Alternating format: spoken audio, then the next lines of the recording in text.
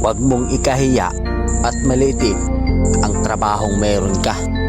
Katulong, construction worker, pahinante, driver, welder, gwardya, basurero, o kahit ano pa man ang trabaho mo.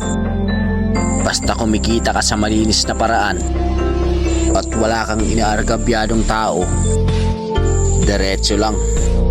Hayaan mo sila dahil hindi ka mapapakain ng mga sinasabi nila.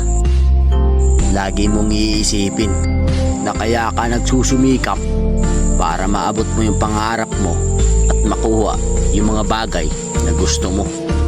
Ipagmalaki mo yung trabahong meron ka, kundi dahil sa atin wala silang matibay na paniniwala.